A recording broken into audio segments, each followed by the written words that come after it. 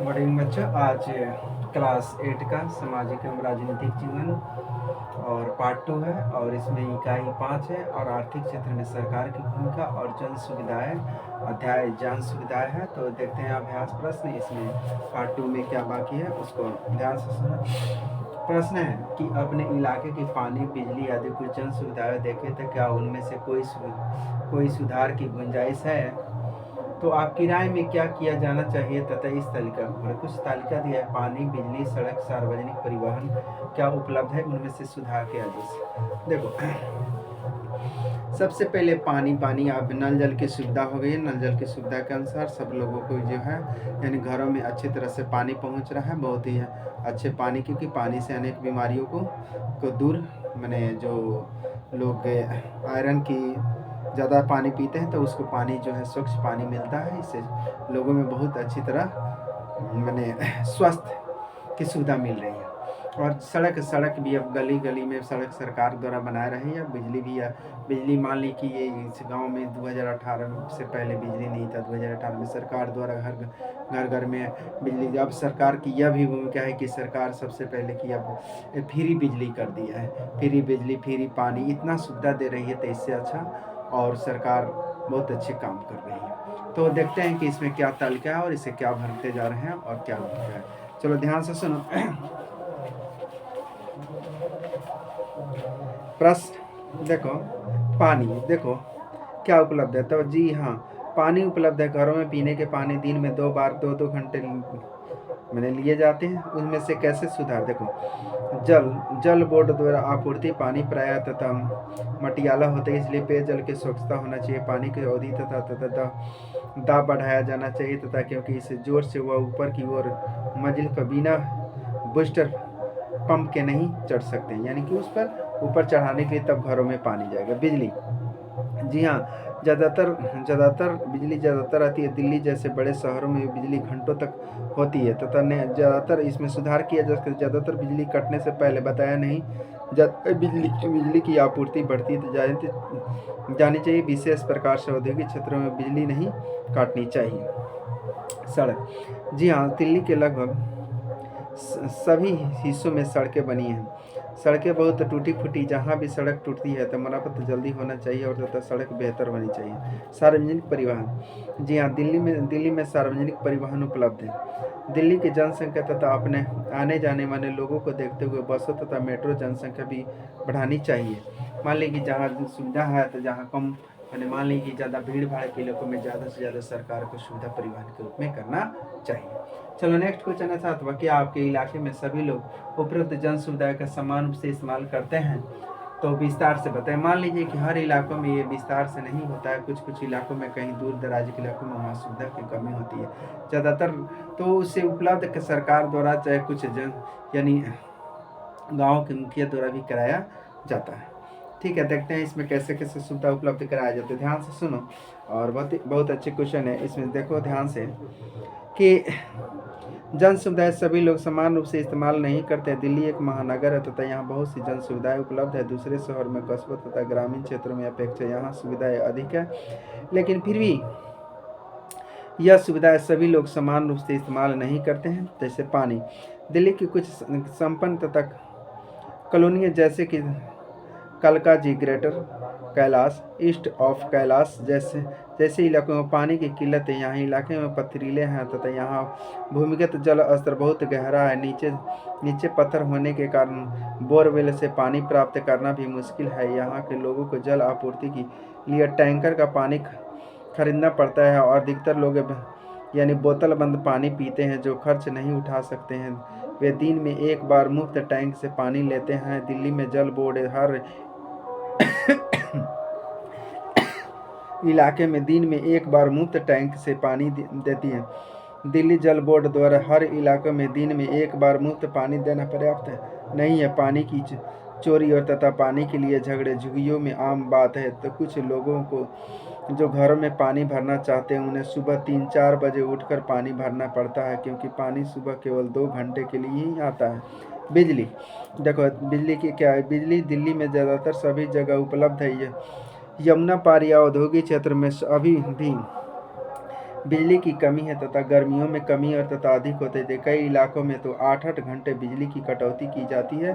सरकार ने झुग्गियों में भी बिजली दी है। हर झुग्गियों को एक बल्ब और एक पंखे के लिए बिजली दी जाती है, लेकिन इन्हें भी बिल भरना पड़ता है। जैसे जैसे बचाने के लिए मैंने देखो पैसे बचाने के लिए ये लोग बिजली भी चोरी करते हैं। बहुत से संपन्न घरों में भी बिजली के लिए जनरेटर तथा इन्वर्टर लगे हुए हैं। सड़कें सभी इलाकों में बहुत अच्छी तरह सड़कें हैं। छोटी छोटी बस्तियां तथा बाजारों की सड़कें छोटी होती है तथा बरसात के बाद सड़क बैठ जाती है। एक बार टूटने के बाद उन्हें लंबे समय तक मरम्मत नहीं होती है। सड़कों को इस्तेमाल सभी लोग समान रूप से करते हैं।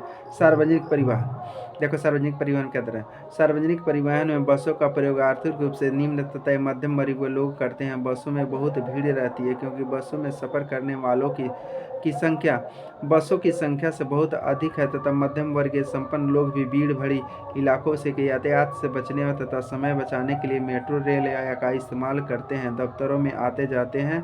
संपन्न वर्ग के लोग अपने निजी वाहनों जैसे स्कूटर, कार, मोटरसाइकिल आदि का इस्तेमाल करते हैं। अस्पताल देखो, अस्पताल क्या है। सरकारी अस्पतालों सभी के लिए खुले हैं, लेकिन वहाँ की तथा सुविधाएं समयानुसार सुधरी नहीं तथा उनमें से बहुत दवाएं हैं। उनमें से इतनी भीड़ होती है कि जो लोग खर्च कर सकते हैं वे लोग निजी अस्पतालों में जाना पसंद करते हैं, क्योंकि वे अपेक्षाकृत साफ हैं तथा नवीनतम तकनीकों तथा उपकरणों से लैस हैं। अस्पताल जो विशेष बीमारियों को समर्पित हैं, तो जैसे हृदय रोग तथा गुर्दा, दिमाग तथा और कैंसर, इतने महंगे हैं कि आम व्यक्ति दिल्ली में भी इनका इलाज नहीं करवा सकता है। चलो, जन सुविधाएं देखो। जन सुविधाएं संपन्न इलाके जैसे कि दक्षिण तथा केंद्रीय दिल्ली के झुग्गी झोपड़ियों इलाकों में भी सुलभ द्वारा अनुबंध पर सुविधाएं उपलब्ध कराई जा रही है। जन सुविधाएं अब हवाई अड्डों तथा रेलवे स्टेशन पर भी उपलब्ध है। जहां वे सुविधा मूल्य पर दी जाती है, वहां भी सफाई पर ध्यान दिया जाता है, परंतु छोटी सी बस्तियों में अभी भी इन सुविधाओं का अभाव है। तो इस प्रकार देखते हैं कि कैसे विस्तार से सभी लोग का उपरोक्त जन सुविधा का समान इस्तेमाल करते हैं। चलो, नेक्स्ट है कि जनगणना। जनगणना के साथ साथ आप कौन से आंकड़ों इकट्ठा किए जाते हैं तथा अपने शिक्षक के साथ चर्चा करें। जनगणना का काम कब और किस तरह किया जाए। देखो, जनगणना सबसे पहले 10 वर्ष पर होता है। जनगणना सबसे पहले 1872 ईस्वी में किया गया था, लेकिन उसी से लगातार करने तरह अभी जनगणना जो है, अभी हम जनगणना के डाटा जो है 2011 की ही पढ़ेंगे, क्योंकि 2019-20 में जनगणना होनी थी, लेकिन कोरोना के चलते जनगणना नहीं हो पाया। अब जनगणना जो है सरकार जो है 2026 में कराने की सोच रही है। देखो कब से कब जनगणना की शुरुआत हो रही है। शिक्षक द्वारा घर घर के साथ पूरे आंकड़ा, उसका घर कैसा होता है, उसका घरों में क्या सुविधा उपलब्ध है, क्या गाड़ी कितनी है, कितने पढ़े लिखे लोग हैं, इसी आधार पर तुम लोग APL और BPL समझता है। तो इसी जो है जनगणना में ही APL और BPL को छांटा जाता है। जो लोग देहात के लोग नहीं समझ पाते हैं, जो ज़्यादातर पढ़े लिखे होते हैं, उनके स्कोर भाग जाता है। चाहे वो कमज़ोर वर्ग के भी होते हैं, वह कमज़ोर है यानी कि घर के कोई स्थिति नहीं है, अगर वो पढ़ा लिखा है तो धनिक से वह धनिक के घर के उसका लो स्कोर चला जाएगा। अगर पढ़ा लिखा वो कम है, अगर वह धनिक है। देखो, अगर पढ़ा लिखा नहीं है, पढ़ा लिखा क्या है, अगर पढ़ा लिखा नहीं है, अगर वो धनिक है तो उसका स्कोर BPL में चला जाएगा। अगर तुम पढ़ा लिखा है, ज़्यादातर पढ़ा लिखा है, तो तुम्हारा सरकार जो है स्कोर भगा देगा। तुम्हारा क्या है, सरकार स्कोर भगा देगा, तुम APL में हो जाएगा, चाहे वो तुम्हारे पास कुछ खाने के लिए भी नहीं क्यों ना हो। तो इस प्रकार जनगणना होता है कि तुम्हारे पास खाने के लिए भी नहीं हो, तुम किसी प्रकार बनियारी करते हो, अगर पढ़ा लिखा इंसान है तो तुम्हारा स्कोर चला जाएगा APL में। यही APL और BPL के लोग देहात में नहीं समझ पाता है कि APL कैसे भागता है, BPL कैसे बनता है। तो इस आधार पर जब भी जनगणना हो तो पढ़ा लिखा इंसान जो होगा उसका APL में चला जाता है, और जो अनपढ़ गंवार होते हैं, अगर धनिक है, सब चीज़ जमीन जाता भी है, तो उसका नाम BPL में चला जाता है। यही कारण है कि पढ़ा लिखा सरकार जो है उसका स्कोर आगे बढ़ता है। ये APL और BPL समझ लो बच्चों कि यह क्या होता है। अगर नहीं समझ पाया तो कोई भी नहीं तुमको समझा पाएगा। इसलिए APL जो पढ़ा लिखा होगा उसका APL में चला जाता है, और जो अनपढ़ गंवार है, वो धनिक है, सब चीज़ से संपन्न है, उसका BPL में चला जाएगा। क्योंकि उसका नंबर आता है, स्कोर आता है, उसका जैसे जैसे स्कोर पढ़ा लिखा है तो इसका स्कोर भाग जाता है। अनपढ़ गंवार तो स्कोर कम चला जाता है, जिसके कारण उसका APL में भाग जाएगा, और जो अनपढ़ गंवार है वो धनिक है तो उसका BPL में चला जाएगा। चलो बहुत अच्छी तरह से समझ जाओ, यही कारण है। चलो अब देखते हैं सरकार जो है यानी कैसे जनगणना के आंकड़ों को इकट्ठा करते हैं। देखो ध्यान से, देखो शिक्षक रवि जनगणना के साथ और कौन कौन से आंकड़े इकट्ठे थे? मैडम जनगणना के साथ कुछ जन सुविधाएं आंकड़े भी इकट्ठे थे कि इसकी कौन कौन सुविधाएं सम्मिलित तरफ। देखो सड़क, शौचालय, मुफ्त प्राथमिक शिक्षा, सरकारी अस्पताल, पानी या सुविधाएं भी। अभी सोचिए शिक्षक रवि तुम्हारे पिताजी ने अपने क्षेत्र में अभी बनने के संचालक ही पूरा कक्षा के विद्यार्थियों को बता सकते हैं कि किस प्रकार के आंकड़े एकत्रित किए जाते हैं। हमें भी बताओ कि यह सारा यानी अभियान किस प्रकार कार्यबंदी किया जाता है। रवि, सबसे पहले आपने अवगत कराया कि यह आंकड़े को तो कंपनी इकट्ठा कर रही थी जिसमें मेरे पिताजी काम करते हैं। यह एक निजी कंपनी है जिसे सरकार ने आंकड़े इकट्ठे करने तथा उनका पूरा ब्यौरा लिखित रूप से सरकार को महकमे में देने का अनुबंध दिया है। इस कंपनी की शाखाएं भारत में फैली हुई है। क्योंकि यह आंकड़े पूरे देश के लिए जाएंगे इसलिए काम विभिन्न कार्यालयों में बांटा जाता है। मेरे पिताजी की शाखा पंजाब हरियाणा आंकड़ों में इकट्ठा करेगी। इस पर सरकार 1468 में अधिकतर करने इस प्रत्येक व्यक्ति एक निश्चित कार्य करना होता है। प्रत्येक अधिकारी को फॉर्म तथा सवाल जवाब पत्र दिए जाते हैं। ये विभिन्न क्षेत्रों में जाकर पूछताछ करते हैं। हर क्षेत्र में वह 10 या 15 लोगों को बातचीत करते हैं जिनमें से सभी उम्र तथा वर्ग के लोग शामिल किए जाते हैं। महिलाएं भी इनमें से शामिल होती हैं। इनमें से प्रत्येक इलाके तथा सम्मिलित किया जाता है। कार्य के संचालक तथा उनकी संचालक संकल्पना बनाते समय तथा विभिन्न इलाकों तथा अधिकारियों में कार्य बांटते समय वोटर लिस्ट से मदद ली जाती है। देखो आगे है, यह क्षेत्र तथा अधिकतर जानकारी संकलित करने के लिए लोगों को पूछते हैं जैसे कि क्या सरकारी अस्पतालों में जाने वाले मरीजों मिलने वाले सुविधाएं संतुष्ट है, क्या जरूरतमंदों को दवाई मुफ्त मिलती है, क्या सभी प्रकार के परीक्षणों की सुविधाएं उपलब्ध है, मरीजों को किस प्रकार कठिनाइयों का सामना करना पड़ता है, अस्पतालों में कितने मरीजों ठहर सकता है, उसके डॉक्टर तथा कर्मचारी तथा संख्या स्वभाव में उपयुक्त है अथवा नहीं है, सभी अस्पतालों में उपकरणों तथा परीक्षण सुविधाओं की सूची उपलब्ध है। इस प्रकार से प्रश्न तथा याचिका सभी सुविधाओं के लिए भी दी जाती है। शिक्षक, धन्यवाद रवि, तुम्हारे द्वारा दी गई जानकारी बहुत ही सहायक सिद्ध हुई। अब सभी विद्यार्थियों को समझ में आ गया है कि आंकड़े भी किस प्रकार संचित होते हैं। अब यह भी समझो कि बिहार सरकार जातीय जनगणना भी कराई है, यह भी जनगणना ही है। से कितने जाति का संख्या कितना है, यह भी जातीय जनगणना भी बिहार सरकार कराई है।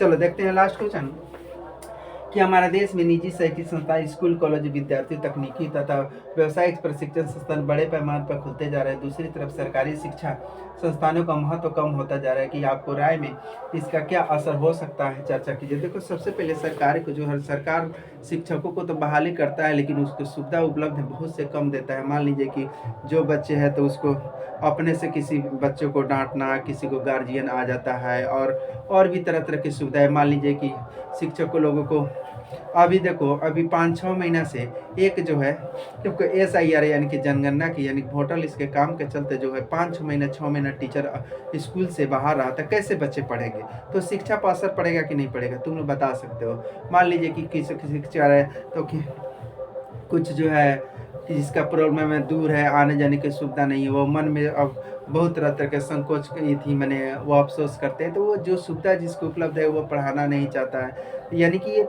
फॉर्मेलिटी अदा करता है। तो सबसे पहले सरकार को उसे हर सुविधा उपलब्ध कराकर ये कि थोड़ा सा शिक्षकों को स्वतंत्र करना चाहिए। अगर स्वतंत्र नहीं होते हैं तो शिक्षक जो है थोड़ा सा दबाव महसूस करते हैं और दबाव महसूस के कारण वो जो है पढ़ा नहीं पाते हैं।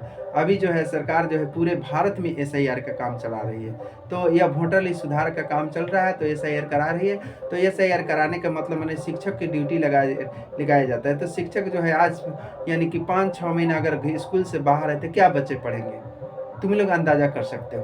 देखते हैं अब इसमें क्या देगा, ध्यान से सुनो। यानी निजी संस्था। तो हमारे देश में बड़े पैमाने पर स्कूल, कॉलेज, विश्वविद्यालय, तकनीकी, व्यवसाय, प्रशिक्षण संस्थान खुले रहे या निम्नलिखित कारणों से सही है। देखो, अन्य क्षेत्रों में शिक्षा का विस्तार। शिक्षा का केवल पढ़ने लिखने तथा तकनीकी, भूगोल तथा विज्ञान, भाषाएं सीखने तथा सीमित नहीं रहा।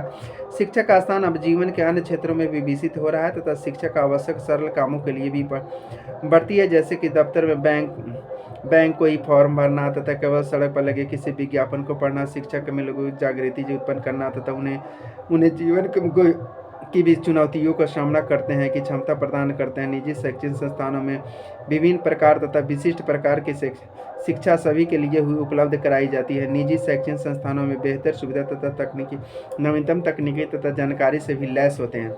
विद्यार्थियों के लिए शिक्षा का एक निवेश के रूप में है। आजकल शिक्षा लोगों को उनके व्यवसाय तथा तकनीकी विशिष्टीकरण की ओर प्रेरित कर दिया। आजकल व्यवसाय का चुनाव भी प्रशिक्षण पर आधारित होता है तथा उन्हें शैक्षिक संस्थानों को भी न केवल भारत बल्कि संपूर्ण विश्व में एक पहचान प्राप्त हो रही है तथा बेहतर नौकरियों तथा रोजगार के अवसर पर प्राप्त करने हेतु विद्यार्थी बेहतरीन संस्थानों में दाखिल पाना चाहते हैं। आज के समय में तथा उत्तम संस्थानों में दाखिले के बेहतर भविष्य के लिए भी निवेश के लिए रूप में कार्य करता है। निजी शैक्षिक संस्थानों में लोगों को बेहतर अवसर प्रदान करते हैं। अब तो संस्थानों का नाम एक सामाजिक प्रतिष्ठा का स्तर बनता जा रहा है। कुछ निजी संस्थानों में दाखिला पाने के लिए लोग फीस के अतिरिक्त काफ़ी अधिक धन व्यय करने को भी तैयार रहते हैं। इसे साधारण भाषा में प्रति व्यक्ति शुल्क तथा कैपिटल फी भी कहते हैं तथा हालांकि सरकार इसे अवैध घोषित कर दिया है, फिर भी अच्छे संस्थानों में संस्थान पाने के लिए प्रथा चल रही है। शिक्षा का एक व्यापार के रूप में निवेश है तथा शिक्षा को आजकल के समाज के उत्थान तथा जागृति का साधन नहीं माना जाता है, बल्कि निजी शैक्षिक संस्थानों एक तथा अत्यंत मुनाफे के निवेश साधन बन चुका है। शिक्षा अब एक व्यापार बन चुका है तथा वह भी मुनाफे वाला तथा निजी संस्थानों वाला एक माहौल सुविधा उच्च कोटि शिक्षा संस्थान शिक्षा प्रसार तथा नवीनतम तकनीकी उपलब्ध कराते हुए हर एक का अच्छा मूल्य भी वसूलते हैं। हालांकि इससे अच्छा को समाज को लाभ होता है, यह विकल्प सभी के लिए उपलब्ध नहीं है। आज के समय में भी उच्च शिक्षा के लिए उन्हीं के लिए जो खर्च कर सकते हैं। तो थैंक यू बच्चों, आज इतना ही। फिर जो है अब जो है इसका अध्याय यानी 6 चलेगा, दूसरा पार्ट देखते हैं।